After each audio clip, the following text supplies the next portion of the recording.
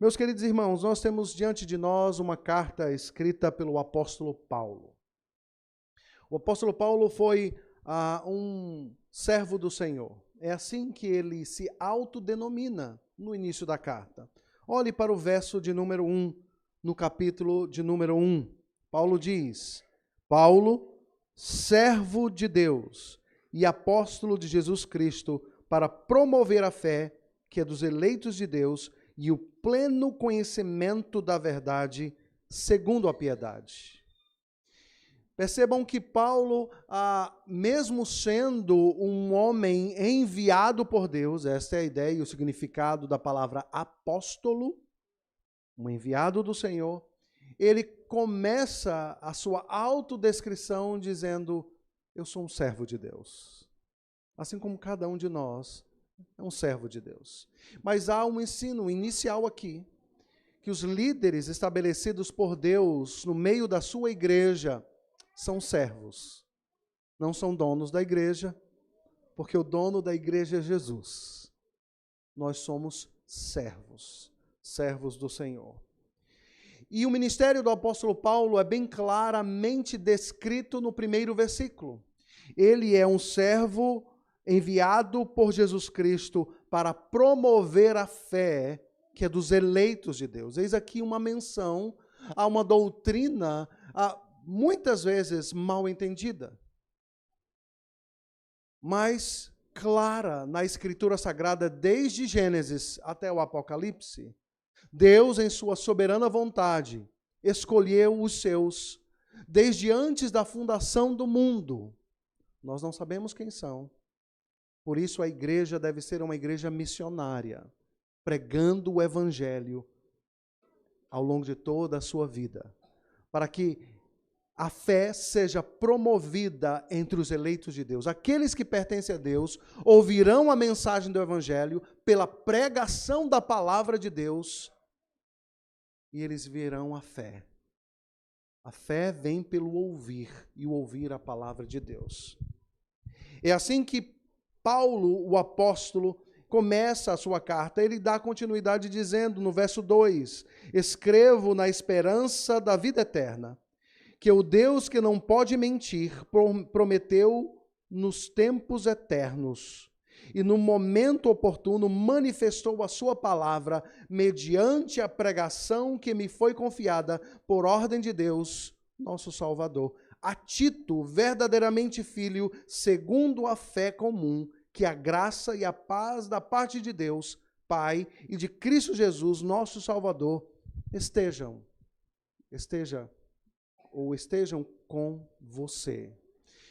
Paulo está escrevendo uma carta a Tito, que ele designou para estar na ilha de Creta. Ele, como um bom plantador missionário, cuidava das igrejas e se preocupava com a vida da igreja que ele mesmo havia plantado em vários lugares na Ásia. Paulo, ele está escrevendo uma carta porque existe um problema na igreja, naquela localidade, que vamos conhecer um pouco mais a respeito dela, que é a ilha de Creta, pertencente à antiga Grécia. Mas Paulo tinha o costume de endereçar as suas cartas, de escrever as suas cartas com uma motivação pastoral. Ele não era simplesmente um plantador que foi, pregou a palavra de Deus e simplesmente abandonou a igreja.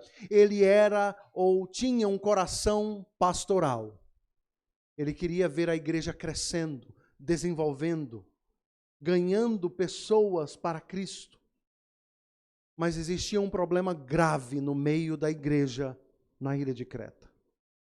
E para tratar este problema, ele vai estabelecer uma estratégia, um plano.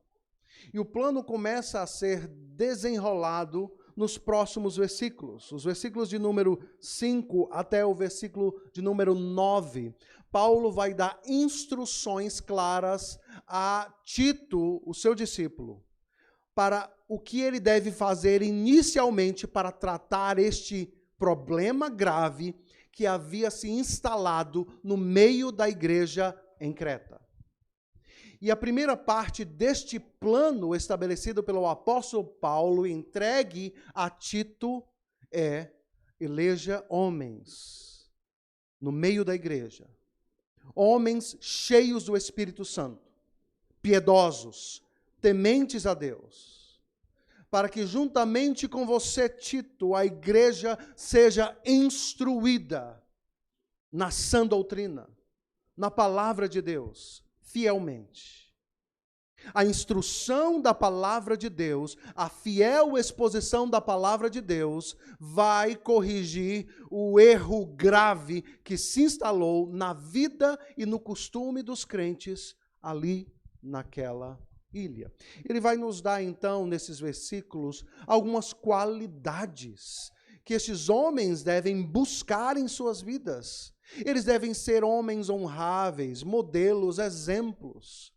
Homens que amam ao Senhor, homens cheios do Espírito Santo, homens apegados à palavra, para que a igreja dessa forma seja pastoreada, cuidada, protegida. Mas o versículo de número 10, e eis aqui agora o momento em que você pode estar se perguntando qual o problema tão grave que faz o apóstolo Paulo então enviar esta carta com um planejamento de tratar o problema que havia se instalado no meio deles. E para isso, Tito vai então eleger presbíteros no meio da igreja, homens qualificados para tratar este problema, cuidando e pastoreando as famílias que ali se encontravam. O problema vai ser desenrolado dos versos de 10 a 16. O texto nos diz, a partir do verso 10, porque existem muitos, especialmente os da circuncisão, que são insubordinados. Falam coisas sem sentido e enganam os outros. É preciso fazer com que se calem, porque andam pervertendo casas inteiras, ensinando o que não devem, com a intenção vergonhosa de ganhar dinheiro. O verso 12 diz, foi um dos cretenses, um próprio profeta deles, que disse, os cretenses são sempre mentirosos, feras terríveis, comilões preguiçosos. Este testemunho é verdadeiro, portanto, repreendo-os severamente para que sejam sadios na fé. Então vamos pensar um pouco a respeito deste problema. A ilha de Creta era um lugar estratégico ali na Ásia. Ela ficava ao sul da Grécia. Mas era um lugar conhecido por sua devassidão. Um lugar conhecido por vícios, por imoralidades, por pessoas sem escrúpulos, mentirosos. Perceberemos que o texto, a carta de Paulo, vai falar a respeito do problema da mentira, que usurpa a verdade ou que distorce a verdade. O texto falará várias vezes a respeito da questão da moderação, da prudência com que eles devem se portar no meio daquela sociedade, para serem exemplos em meio a uma sociedade completamente decadente. Paulo cita um filósofo antigo para falar a respeito do estilo de vida do cretense. É interessante que a palavra grega para se referir a alguém como um mentiroso é kretizo, que vem da palavra Creta. Ou seja, a ideia de uma pessoa quando ouvia falar, ai, tu és um cretense? Tu és um cretizo, ou um mentiroso, ou um devasso, dado a reputação tão baixa da população naquela ilha. A igreja do Senhor havia sido plantada no meio dessa cidade. Deus tinha um propósito. Que aquela igreja fizesse diferença no meio de uma sociedade completamente corrompida. Mas o que estava acontecendo de forma sorrateira era o contrário. O texto, a partir do versículo 10, diz que esses homens, e ele faz uma referência aos da circuncisão ou aos judaizantes. Eram homens no meio da igreja que tinham uma boa lábia, falando no português bem coloquial, ou tinham bons argumentos, eram inteligentes e conseguiam seduzir casas inteiras e deturpar e desviar e desvirtuar a verdade do evangelho. Talvez na sua tradução, a palavra que aparece é pauradores frívolos. E a Nova Almeida atualizada nos trouxe a ideia de homens que enganam os outros, falam coisas sem sentido e enganam os outros. Ou seja, pessoas com um bom papo, com bons argumentos, que estavam conseguindo desvirtuar casas inteiras. Casas inteiras. Por isso eles devem ser repreendidos. E Paulo usa a palavra severamente. É necessário que eles se calem, porque eles estão conseguindo entrar no meio da igreja e desvirtuar a igreja. Mas qual era o conteúdo principal que estava sendo disseminado no meio da igreja? O versículo 16 nos responde. O versículo 16 do capítulo 1 diz que eles afirmavam, ou eles afirmam, que conhecem a Deus, mas o negam por meio do que fazem. É por isso que são abomináveis, desobedientes e reprovados para qualquer boa obra. Eis aqui o coração do problema. O texto diz: afirmam que conhecem a Deus, mas o negam por meio do que fazem. A ideia disseminada no meio da igreja é: nós podemos professar que conhecemos a Deus, mas as minhas atitudes, o meu comportamento, as minhas palavras não precisam necessariamente ser influenciadas pela minha fé. Eu posso viver a minha vida de segunda a sábado do meu jeito, no meu estilo. Não necessariamente consistente ou coerente com aquilo que eu creio. Eis aí o coração do problema. Uma ruptura, um divórcio entre aquilo que eu creio e aquilo que eu faço no dia a dia. O meu comportamento, as minhas escolhas, a forma como eu trato a minha esposa, o meu marido, os meus filhos, a forma como eu vivo no meu trabalho, na vizinhança, no meio da minha família. Esta era a ideia que estava sendo plantada no meio da igreja em Creta. E é por isso que Paulo vai dizer: por isso, essas pessoas são abomináveis. Eles são desobedientes e reprovados. Porque era como se de segunda a sábado pudéssemos viver da forma como quiséssemos. E no domingo está tudo bem, está todo mundo dentro da igreja se reunindo.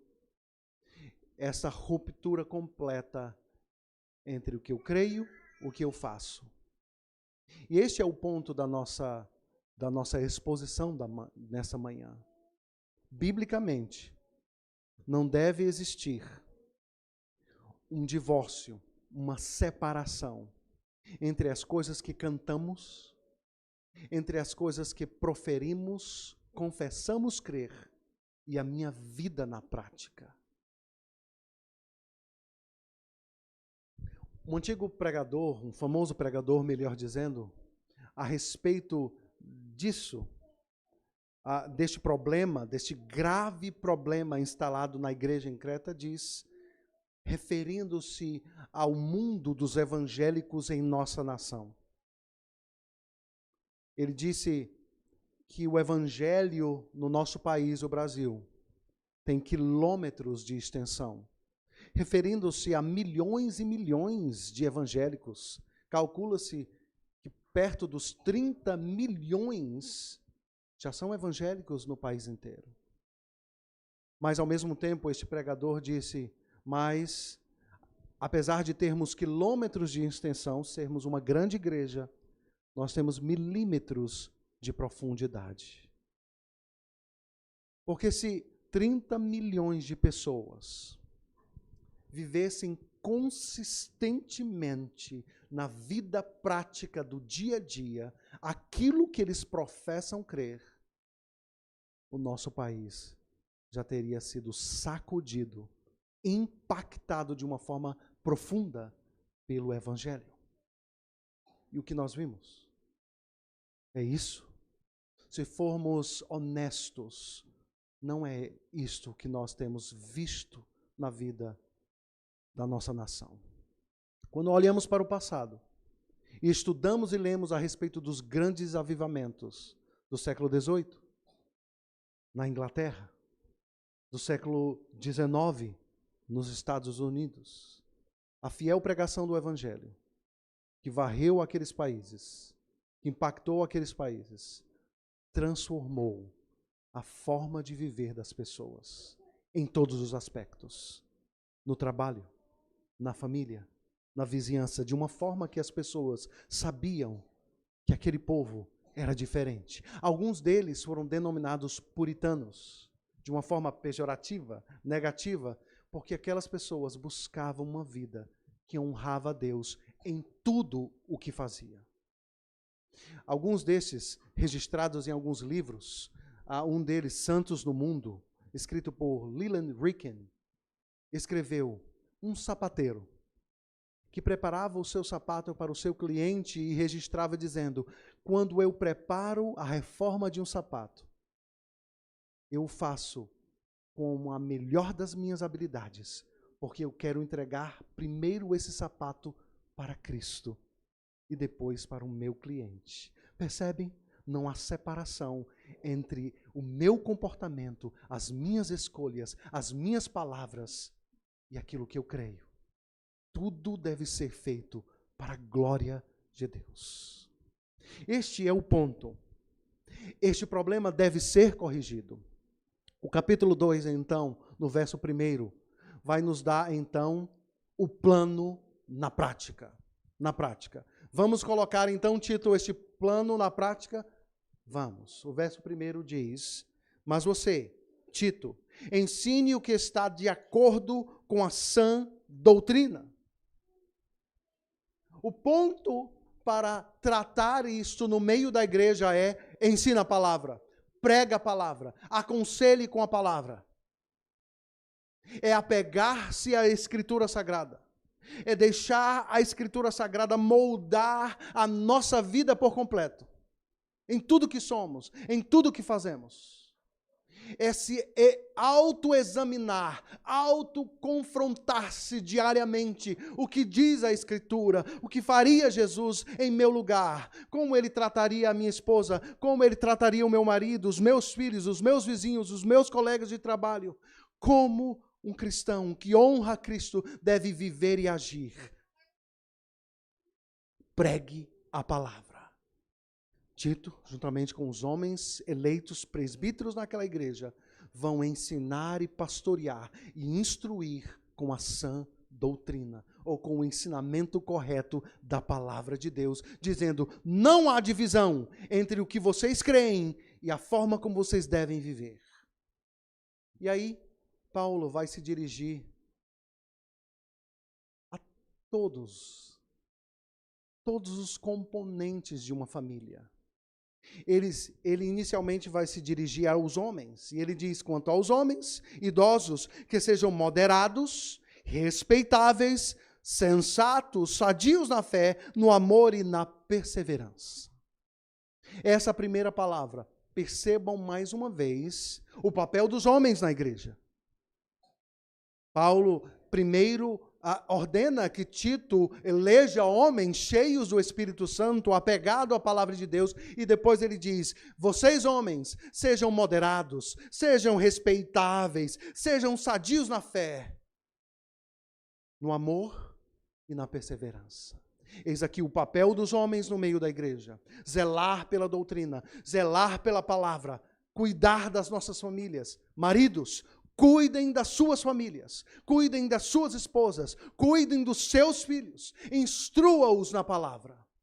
Homens, discipulem os mais jovens na igreja, pastoreiem junto com aquele que foi designado bispo na ilha de Creta, para cuidar, para preservar, para dar um bom testemunho. Todas as palavras utilizadas se reportam a um bom testemunho na vida da cidade em Creta.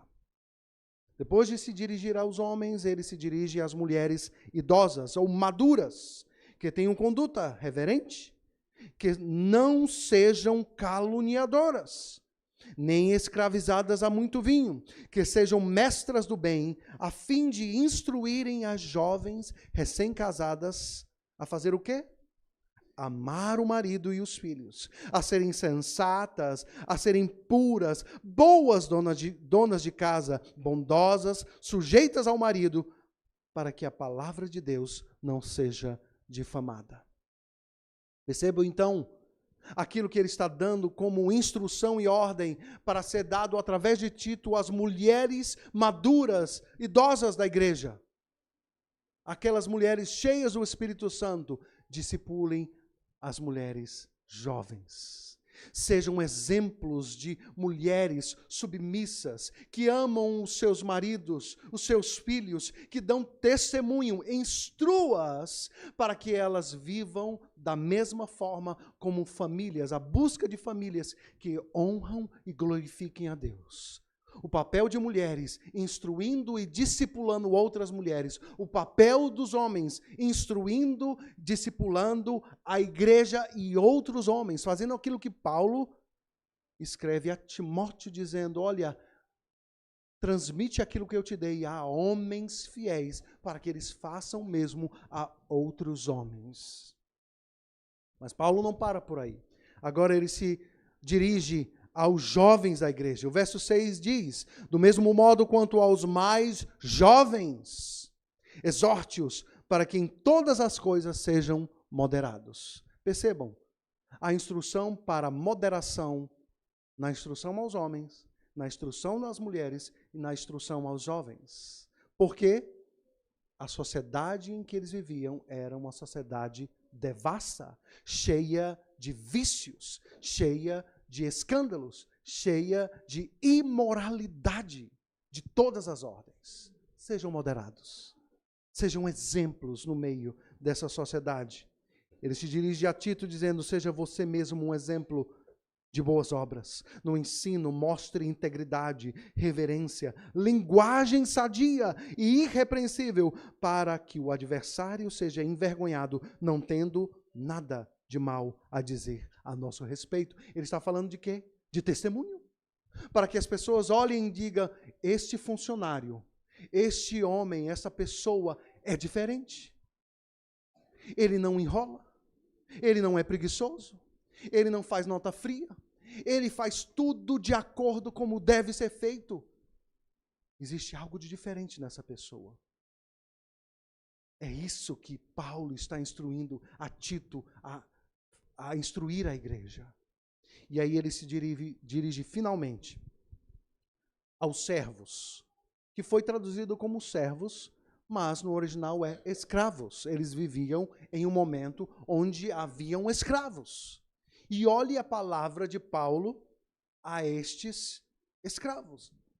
Quanto aos escravos, que sejam em tudo obedientes ao seu Senhor, dando-lhe motivo de satisfação, que não sejam respondões, nem furtem, mas que deem prova de toda fidelidade, a fim de que, em todas as coisas, manifestem a beleza da doutrina de Deus, nosso Salvador.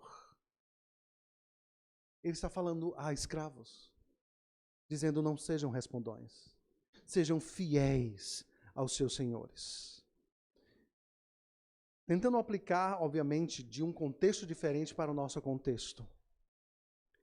Paulo diria nos nossos dias: sejam bons funcionários, não sejam respondões, sejam fiéis, sejam corretos no seu trabalho. Sabe por quê? E há aqui uma menção no final que é algo extraordinário. Versículo anterior, verso 10. Para que manifestem a beleza da doutrina de Deus. A doutrina que nós cremos e professamos é bela, é maravilhosa. Mas quando essa doutrina é transmitida através do comportamento de homens e mulheres, Paulo diz, ela adorna a beleza de Cristo. As pessoas vão ver e vão dizer, este povo é um povo diferente. Agora eu posso ler e entender a doutrina da Bíblia através da sua vida. Porque você busca honrar ao seu Senhor em tudo o que você faz. Que coisa maravilhosa, queridos. Se nós professamos uma coisa, mas os nossos atos depõem contra nós não estamos embelezando a doutrina de Deus. Paulo está dizendo, não façam isso. A vida de vocês na prática deve embelezar, trazer glórias a Cristo. Mas o seu ponto, e finalmente, na nossa exposição, a grande pergunta é, Paulo se dirige aos homens, ok, às mulheres, aos jovens, aos escravos ou servos. Mas como uma vida dessa é possível de ser vivida? Pastor, é tão difícil. Nós somos tão tentados. É tão difícil quando nós temos um patrão ruim, malvado. É tão difícil quando os vizinhos não cooperam, fazem aquilo que é errado. É tão difícil quando eu tenho um marido, ou uma esposa, ou filhos pecadores. E é tão difícil. Como nós podemos viver uma vida desta forma? Parece que é algo que está distante só para eles lá na ilha de Creta. Isso é realidade para nós? Talvez essa seja a sua pergunta. Queridos, os versos de 11 a 15, mais precisamente de 11 a 14, vão responder essa pergunta. Porque vidas transformadas é algo real, algo concreto. É uma realidade espiritual alcançável a cada um de nós. E isso é alcançável a cada um de nós. Verso 11. Porque a graça de Deus se manifestou trazendo salvação a todos. Porque a graça de Deus se manifestou trazendo salvação a todos. A razão por que nós podemos mudar, a razão porque a ruptura ou a tentativa de separar aquilo que eu creio e a forma como eu vivo e me comporto pode ser banida das nossas vidas, é por causa da graça de Deus. É por causa do poder de Deus que se manifestou do alto. E a graça de Deus, que você bem sabe definir como aquele amor imerecido de Deus, é também o poder do alto para nós darmos passos de mudança em nossas vidas. É a certeza de que Deus dá a cada um daqueles irmãos em Creta e a cada um de nós aqui nesta manhã o poder suficiente para dizermos não ao pecado de forma progressiva, contínua e regular em nossas vidas diárias. É a graça de Deus. Não se esqueça disso. Quando você for tentado a dar um mau testemunho, a desrespeitar o teu marido, ou a tua esposa, ou a agir com ira pecaminosa diante dos teus filhos, ou dar um mau testemunho no teu trabalho, lembre-se, existe poder suficiente dado por Deus diariamente, na dose correta, para que possamos dizer não ao pecado. Não ao pecado. Essa graça se manifestou a todos aqueles a quem Deus tem tocado ao longo da história. Ao longo da história. Dentro do nosso contexto, dentro da Escritura Sagrada, essa graça é manifesta a todos aqueles que estão sendo chamados de forma eficaz e sendo transformados pelo poder do Espírito Santo a partir de novos corações, da presença de Cristo, da presença do Espírito Santo. É a estes que o texto está se referindo. Mas esta graça, este poder de Deus, se manifestou, se manifesta e tem se manifestado em pelo menos de 3 formas. A graça de Deus se manifestou inicialmente no passado. Vejamos qual a base e o fundamento, porque eu e você podemos mudar, podemos dar passos de mudança real, concreta e verdadeira. Veja o versículo de número 14. Ele, Jesus Cristo, verso 14. A si mesmo se deu por nós, a fim de nos remir de toda iniquidade e purificar para si mesmo um povo exclusivamente seu, dedicado à prática de boas obras. Sabe por que eu e você, sabe por que aqueles crentes em Creta podem abandonar esse estilo de vida cheio de rupturas? Por causa da obra de Cristo na cruz do Calvário. O texto nos diz que ele é o fundamento sobre o qual homens e mulheres têm sido transformados à sua própria imagem ao longo da história. O texto nos diz que a obra de Cristo na cruz do Calvário foi poderosa para nos perdoar os pecados. E essa é a ideia de a fim de nos remir de toda a iniquidade. A ideia de remir de toda a iniquidade é perdão de pecados. A obra de Cristo perdoa pecadores como eu e você, como aqueles crentes em Creta. Mas ela não faz simplesmente isso. Cristo, ao morrer na cruz do Calvário, não somente perdoa pecadores, mas ele também purifica.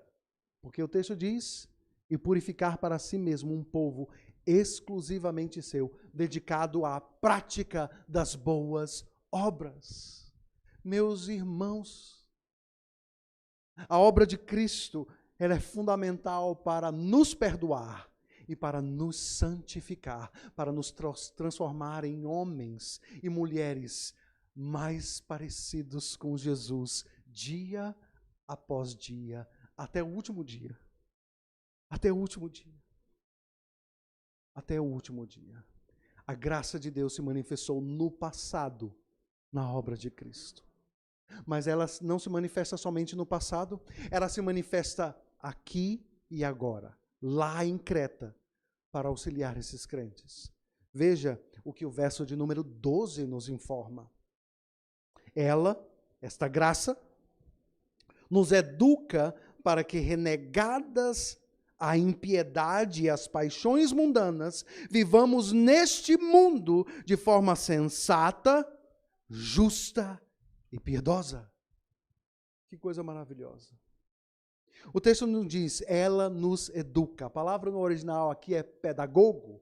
Aquele que toma uma criança pela mão e o conduz, instruindo-o a fazer aquilo que deve ser feito, o correto. Esse é o papel da graça. A graça, ela nos é dada a cada dia e ela nos toma pela mão para que nós possamos progressivamente renegar as paixões mundanas do velho homem que ainda habita em nós. Somos tentados. Somos tentados a cada dia a agir como agíamos antes de conhecer o Evangelho, não é verdade? A humilhar uma pessoa, a contar uma mentira, a tratar mal a esposa, mal o marido, mal os filhos, a dar um mau testemunho. Mas lembre-se, A graça de Deus, ela é manifesta e ela nos educa para que possamos renegar as práticas do velho homem, deste mundo que jaz no maligno, para que vivamos de forma sensata ou prudente, sábia, para que vivamos de forma justa ou piedosa ou pura, para que vivamos de uma forma a agradar a Deus. Isso não é uma utopia, é palavra de Deus para aqueles crentes e para cada um de nós nessa manhã. Essa graça se manifesta a cada manhã, a cada dia, quando as misericórdias do Senhor se renovam, nos é fornecido a graça suficiente para parecermos mais como Jesus a cada dia. Para talvez lamentarmos os nossos pecados, reconhecermos os nossos pecados, confessarmos os nossos pecados uns aos outros. Este é o papel da graça. Ela nos educa, ela pega pela tua mão e te conduz a parecer mais com Jesus. A graça de Deus se manifestou no passado, na obra consumada por Cristo na cruz do Calvário, que nos redime, nos perdoa e nos purifica. A graça se manifesta a cada dia, a cada manhã, na dose suficiente para você dar passos progressivos de santificação. Mas a graça, ela não simplesmente nos toma pela mão, mas ela nos prepara para o grande encontro triunfal de glória no dia do Senhor, no futuro. No futuro. E é isso que o verso 13 nos informa, quando diz: aguardando a bendita esperança e a manifestação da glória do nosso grande Deus e Salvador Jesus Cristo. Louvado seja Deus. A graça, ela nos prepara para que possamos aguardar a bendita esperança e a manifestação de Cristo no último dia. É este poder do alto que vai transformar homens e mulheres pecadores progressivamente na imagem e semelhança de Cristo. Que alento, que consolo para aqueles crentes que estão em Creta e talvez estejam desanimados com uma vida que estão vivendo. Ela se manifestou no passado, ela se manifesta na vida presente e ela nos prepara para a glória vindoura do porvir. Ele acaba o texto dizendo: Tito, ensine essas coisas.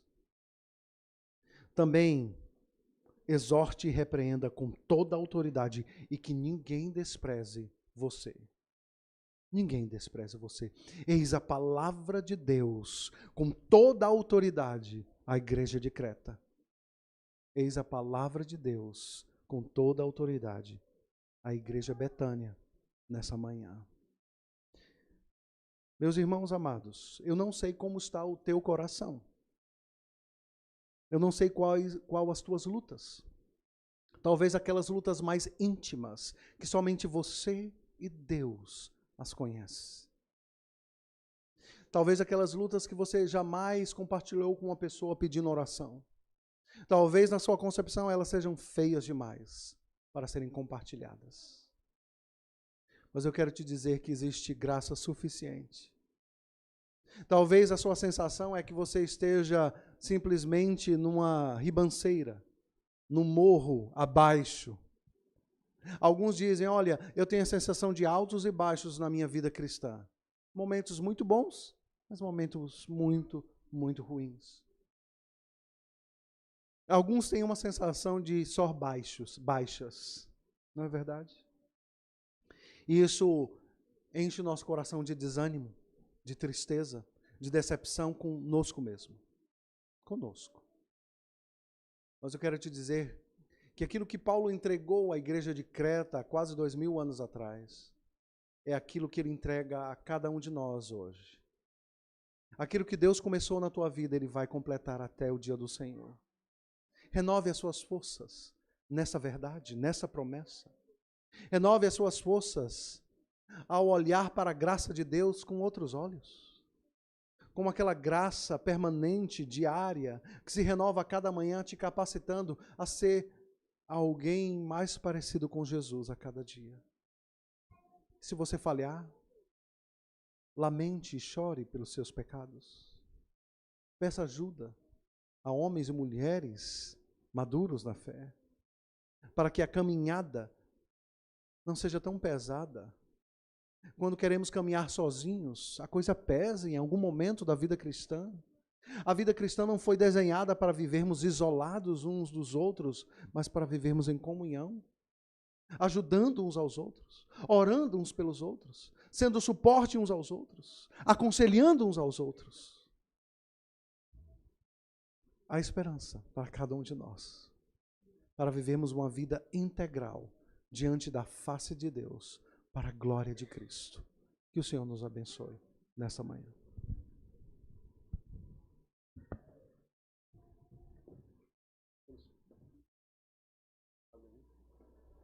Amém. Muito obrigado por nos acompanhar até o final deste vídeo. Para receber mais reflexões e ficar por dentro dos próximos conteúdos, te convidamos a seguir as nossas redes sociais que estão na descrição. Alguns vídeos aparecerão na tela caso queira continuar nos assistindo. Abraço e até a próxima.